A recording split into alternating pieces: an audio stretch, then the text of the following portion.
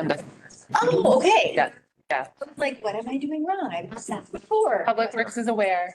Okay. Well, All right, I will call the city council listening session to order. This is Monday, September 30th. Thank you all for being here. We will start, as I said, everybody now we're a couple minutes behind schedule. So everybody, 7-8 minutes or so. We will start with Sally.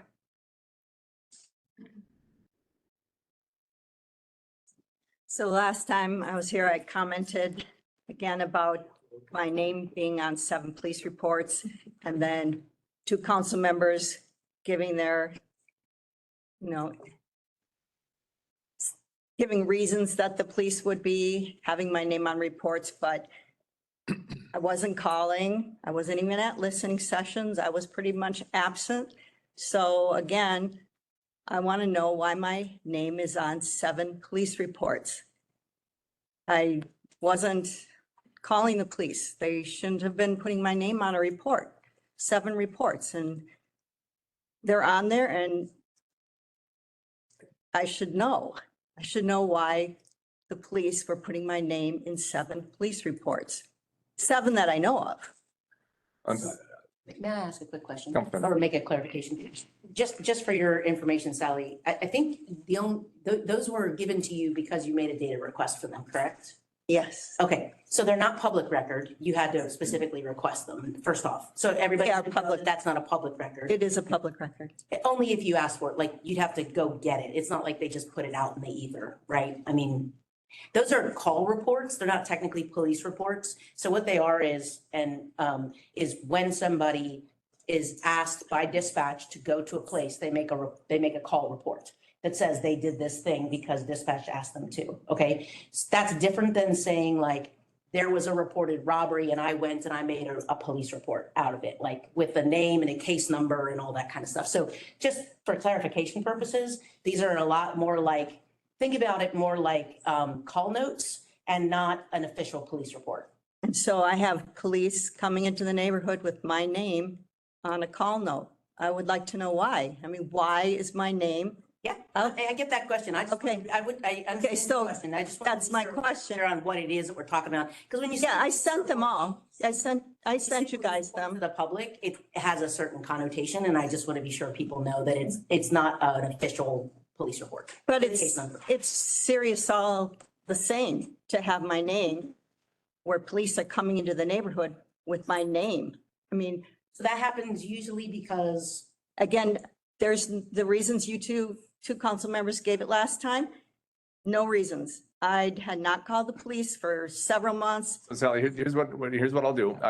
Jamie's obviously not with us tonight, so I don't know if he's connected with the chief yet. He and I haven't talked about that. Okay. But I will ask Jamie again. We will follow up on that. And if the police can recall, and this was how many years ago now? It was the end of 2019, the beginning of 2020. So that was 4 years ago now. We'll see if they recall why your name was put there, and we will ask them, and then we will tell you whatever we find out, and then that will be the answer. I mean, can we agree on that? No, it doesn't make sense. If my name is in a report, there has to be something to support it. You just don't go, let's go into the neighborhood and put her name on a report. To be something. I will ask them, And if they're, and if they say it's because we had heard from her many times, or we knew there was issues in the past, or whatever that was, whatever they say, and I have no idea what they're going to say, that will be the answer. Can we agree on that? no, because it doesn't make sense. My What do you name, want? I want to know why it's on the report. and I if it's just not, said, Should- we will ask them and get an answer from them, and I will report that to you, and then that will be the answer. previously, when I've received answers from the city, they haven't made sense. For instance, the disability parking. I say It made sense to everybody but you apparently, Sally, because the city staff was okay with it, the police were okay with it, Darrell Baruch was okay with it. but it wasn't state statute compliant, and now they are. So I have a city giving inaccurate information. I keep with it to get it accurate, and now they are properly putting the buses to not block the disability parking. It made no sense that the entire city, as you were. Okay, Sally, we're talking about this issue. Let's talk about this issue. And what I'm going to promise you, I will get an answer. I will give you the answer, and then we're done talking about it. All right? No, to say again with the disability parking, that's pretty much what you said. We answered it, but it was inaccurate. You should want the accurate I information. think we said that the police chief was meeting with Darrell Farouk and the state to fix it. That's And- what we told you. And, And it happened. It got And- fixed. and the city manager said they are temporarily parking there. That was inaccurate, as if temporarily parking there was okay. Until it And was. I continued with it until it was fixed, until it was accurate. And similar to like with the ice cream truck. All right, Sally, all Okay. right, thank you. Time's up. Thank you. Yep. Michael, My name is MJ Healy and I am 8 years old. And me and my grandma started going to the creek when I was about 4 years old. And we started just going on the paved paths, and then we started going on the unpaved paths, like deer paths. And we've seen a lot of things since. We've seen, a germinated acorn. We've seen coyote bones, deer bones. And what else have we seen? Like, we've seen just a lot of nature, and we think that if we can keep all the stuff that we have there and not add bike paths, that it'll be really nice, and that there will still be a lot of nature, and that like animals can live there. And if there's bike paths, then it's kind of killing the environment, because there's not a lot of places for animals now because of how much city there is. And that's a place where a lot of animals can just live in peace. And my background with the creek is good. And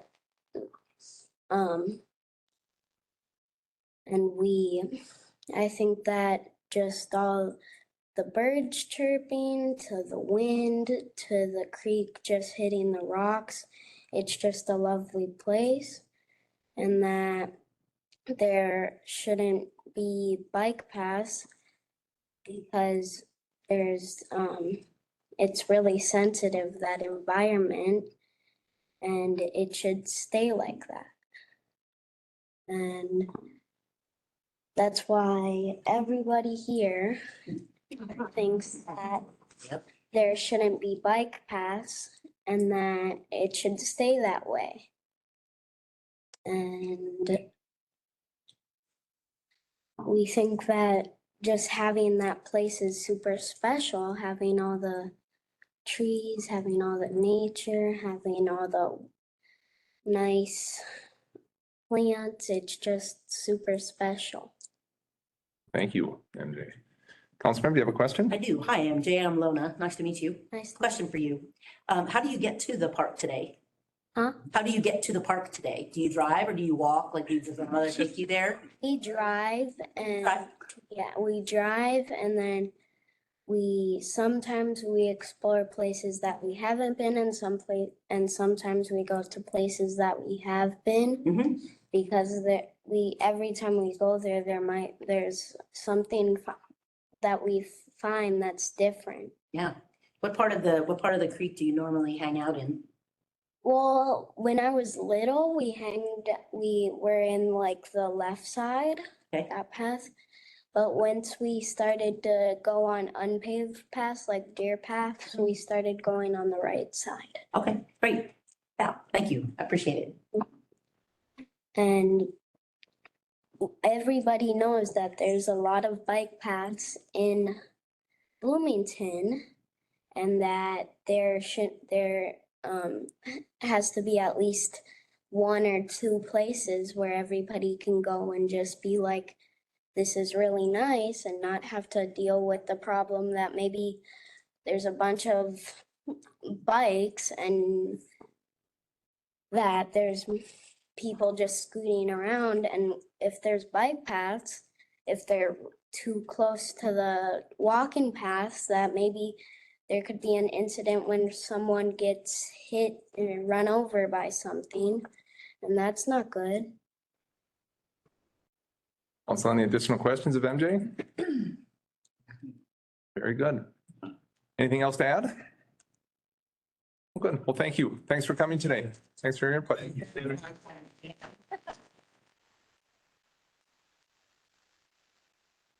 Robert.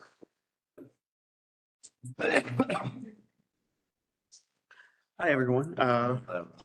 Yeah, I know, it's hard to do that. Puppies out here too. That'd be really. They're coming. I'm Robert Coleman, and I'm here to talk about some of the things that are on the agenda today. Obviously, there's public hearing opportunities that I will be speaking at, but I have some concerns about the Luther Kia application that is on the consent agenda, and so does not, get anything like that. Remember? So just a quick question, this is your discretion here, but normally we don't talk about things on the agenda. And I also just want to recognize that we have your email and have read it. It's very thoughtful, so. I think it was in the public packet. Yeah. In the public packet, it was public. I think the fact that it's not a public hearing opportunity, being on the consent agenda. But just want to clarify. Yeah, exactly. Yeah. Okay, thank you. I think that, some of the stuff I have mentioned in what my written testimony, but I just want to say that to connect it to some of the other things that, because obviously each individual public hearing is only for that specific item, but I kind of want to give what I think is a big picture view also, because I think that when I look at the intent statement for the C5 district that the Luther Kia would be in, it really has a very optimistic, it has a very it talks a big game about what that district should look like. And but then the underlying code doesn't really back that up, because there's this carve out from 2015 that allows the floor area ratio, which is one of the most important tools in that toolbook, to be arbitrary based on if there's any increase to the intensity, then it could be anything as opposed to being the minimum of 0.1. And when I look at the application that it doesn't follow the intent of the C5 district. If you can humor me for just a moment as I read some of it. The intent of the C5 district is to provide high intensity mixed residential and commercial land uses in locations where excellent accessible transit service is anticipated to be available. The intents, number one, is to encourage the incorporation of high density residential uses, to promote an attractive streetscape through building placement and design, 3, restrict incompatible uses such as gas stations, auto repair, and car washes, and 4, reduce the visual impact of parked vehicles by requiring the placement of vehicle parking areas to be to the side or rear of buildings. And it really feels like the 2015 carve out doesn't help towards that. I remember hearing in the discussion about the RS1 changes that it's important to have the intent and the underlying code be in harmony. And I don't see how it feels irreconcilable how those two parts of the code interact together. So I think that the important thing is that the 2015 carve out says the city council may give waive the minimum floor area ratio for those for auto sales in the C5 district. And I think that I hope that you guys will talk about it. We'll talk about the intent of the C5 district and to not grant that flexibility. And also, and when I think about what if I try to connect it in my head with the remote airport parking moratorium and and Southtown, it really, if you're thinking, if you're Hennepin County or you're the Federal Transit Authority or you're the state or or Congress trying to figure out, especially when it comes to money, we're looking for an earmark for the sanitary sewer capacity, and hopefully if American Boulevard Transitway moves forward, Hennepin County would be funding most of that, hopefully some from the FTA as well. And it really feels like the Pan American Plan and the South Loop District Plan and the city code intent statements, they paint a different picture than what the actual underlying code shows. Because if you're if, you know, if you're working at the FTA and you're like, yeah, I really feel like the, you know, the future now, in the future, the American Transitway Corridor Plan, like it says a lot of good things, but if we can have, if the city of Bloomington is, you know, putting in code these carve outs and then using them in 2024 to undermine one of the most important tools of the C5 district and to, and you have, you know, you have this awesome Pan American district plan, except there's this secret agreement between the city and Kraus Anderson where they signed away most of the important stuff. Or, you know, the South Loop district plan has, you know, says we're gonna phase out remote airport parking and these are the tools. And it seems like maybe we're gonna change that policy decision. It really doesn't feel like, it doesn't feel like it's going to have like lasting effects for decades because, for example, for the Luther Kia, that building, they're going to be building a brand new building and they're going to have an expectation that it's going to stand for decades. We're not going to see another opportunity to have it look like the C5 district for, you know, could it be 2034 or 2044? I don't know. I just really don't feel like those are the things that we should be we should be looking towards the future and not using that carve out. Thank you, Mr. Mayor. Hi, Robert. Sorry. No, it's great. Kind of ranting. There's a couple of clarifications I'm going to ask you about really quickly. So to your point on the Kia thing, I had asked some questions of staff earlier because I had a similar impression of what we had been working towards. So I'll be holding that and we'll have a discussion about it tonight. So can't tell you what we're going to vote, Okay. right? But that'll happen. At least I'll be asking to hold it. Regarding the other two things, though, I want to be careful. I don't know that there's a secret agreement between the city of Bloomington and Kraus Anderson about anything. And if you know about it, it can't be secret. So I just want to be careful with our terminology there. I guess what I was thinking is that like when I was originally, you know, researching stuff about an American plan, a lot of it is out in the open, like the plan is out in the open. Yeah. And then later there was the development agreement. There was, I didn't know it existed until I was at the planning commission hearing. And they were like, yeah, this agreement happened with Kraus Anderson. And like, I looked back in the like the minutes of when it was passed, and there was no way for me to be able to see it because of course the packets, I don't even know if it was in the packet at the time, but the packets aren't, they aren't archived. And I only got it. Like 2015 itself. Yeah. And I got a data practices request and it only finished, I only got it back a few days ago. And even then it wasn't really what I wanted. Robert, we're at time now, but I would concur with Councilmember D'Alessandro. I mean, words matter and you got to be careful about saying secret agreement between the city and Kraus Anderson because again, if it doesn't exist. I mean, it's not easily accessible to the public. Well, that's different than a secret agreement, and I would disagree with the fact that it's not easily accessible also. But as Councilmember D'Alessandro said, she's going to be pulling that, so you'll be hearing the conversation, I think, later this evening. So, thank you. Yeah, thanks. Yep. Well, and the K one will be public comment, right? That is correct. Yes. Yeah. And Sherry.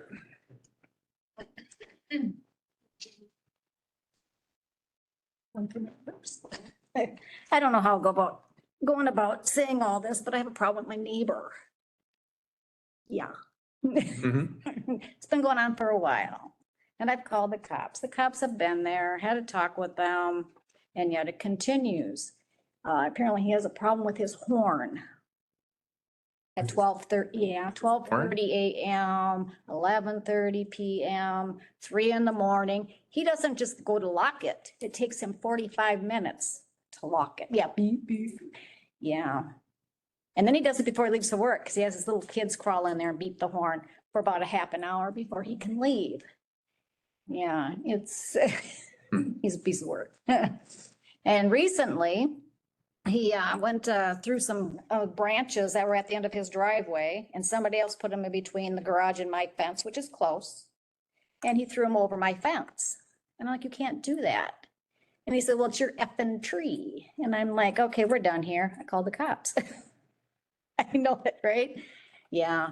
And so I was kind of offended by the officer. I do have video, as you know, I have my cameras and I videoed all that and I was offended by his things he had said. Cause I didn't go over there and get the branches, put them in my yard. I said, see, my yard's all clean, so, and the cop tried explaining stuff to him and he's not understanding. He said, if it rains in your yard, it's your rain. If it snows in your yard, it's your snow. You can't just throw it over there. He's not understanding this. Yeah. And then these little kids that he has 9. Had a recent one. Yeah, great. Yeah. And they get in the car unlocked. And now they're slamming the car. They're getting in, no adult around. They're in the house. You don't know if they get behind the wheel of that vehicle, and so I don't know. I've sent the owners certified return receipt letter. They have been there. They've seen me outside, not a word.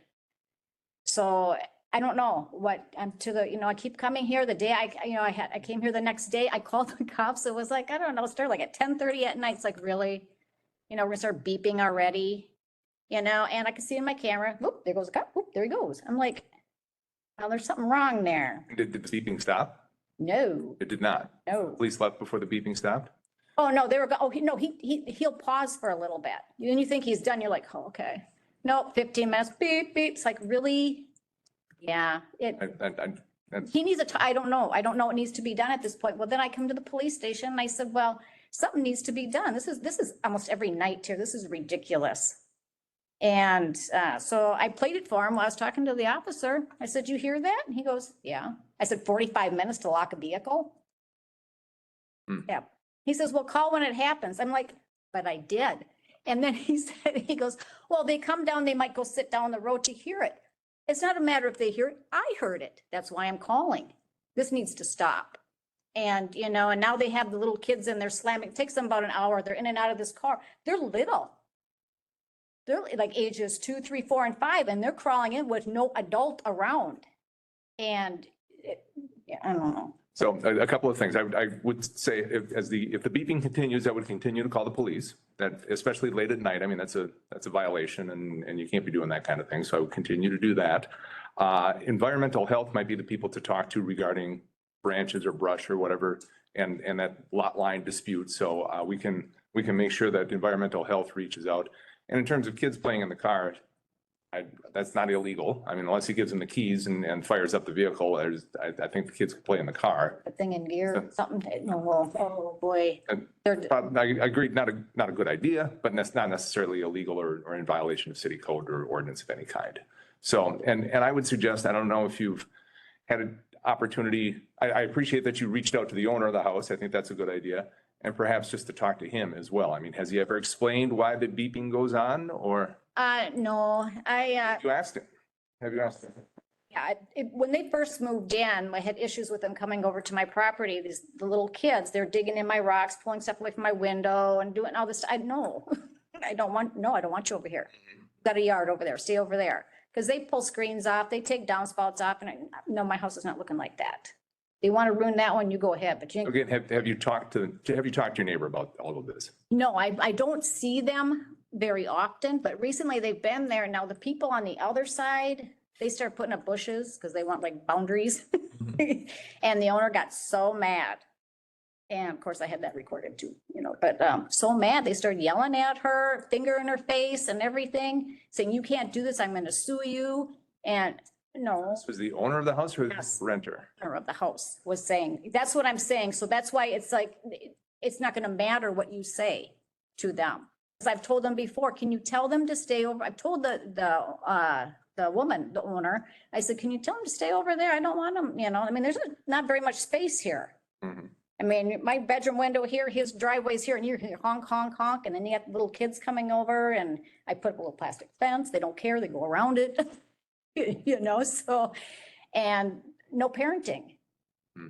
So Yeah. now I'm to the point where now it's like, now I want to talk to the chief. Let's do something, because no, nobody wants us sitting outside their bedroom window and you're hearing this, and even on a Saturday too, when he's not going to work. The noise issues, I agree, are something that need to be dealt with, and the brush issues and so on. Kids in the yard, I mean, it gets a little sticky with that. I mean, we're not going to haul away kids for playing in the neighbor's yard or playing in the car. I mean, that kind of But I'm just pointing out because they're so little, Yep, I get it. ages 2, 3, I get it. in a car. And, you know, And I don't know, I guess my only other suggestion would be to try and talk to him, to try and get him to understand your point of view and to make these, just to make the connection and talk to him and see what that leads to. owner? I would say the renter, Oh, no, he's not even gonna, not with me. okay, He's already, when I told him he can't do that, throw the bushes over, he's already swearing at me. So right then I stop. Somebody else needs to handle this because he's not gonna listen. No. well, we can, and quickly, we got to wrap up here. Mr. Mayor, noise violations are misdemeanors, correct? And they can be cited. Does that go to the person or does that go to the property? So like in this particular case, would the renter be the person who would be issued the citation for a noise violation, or would it be the property owner? I can check. Yeah, we'd have to check on that. I don't know for sure. The only reason I bring that up is that that's also an avenue. If there is a citation that can be issued and it is to the property owner, that might be incentivizing for the owner to actually work with the Yeah. renter. That's a good point too. So Mayor, but quickly, yep, last question here. We got to wrap up. not a question. You clarify that there's a owner and a renter. Mhm. We have very limited ability to make your neighbor be a good human being. We can't do that. That's not in our ordinances to do that. Renter, the owner of a property, if they rent it, we have more control because that's a business. And one of the things I would suggest is a potential to look at, because we decided not to go forward with short-term rentals. But one of the things that short-term rentals have historically done is put in place rules regarding noise and parties and things of that nature. And we may have tools. I'm gonna be honest with you. City government moves slowly. It's gonna take a while if it's something we are able to do. But we may be able to do some things like that to deal with a rental situation, much more so than if they own the house themselves. Well, that's what I said to the police officers. What, can you contact the owners then? Because other, But it sounds no, like that didn't work. if you right? contact, no. The owners But they didn't care. They didn't care about my letter. No. And so, and that's all I'm saying is it's still not great. Yeah. But there's slightly more there with a business that has to get a license to the city. Agreed. Yeah. Agreed. So Thanks for that. It's just, no, that's a good perspective. those, Yep. and if there's anything there or anything we can do. Okay. I You're at time. sympathize with. Yep, I do too. Yeah. You're at time. Thank you much for Yeah. tonight. Hey, you can't. Council, we are at time. I look for a motion to adjourn our listening session tonight. So moved. Motion and a second. All in favor, please signify by saying aye. Hi. Opposed, motion carries 6-0 and we are adjourned. We will see you downstairs. Thanks everybody for coming tonight. Appreciate it.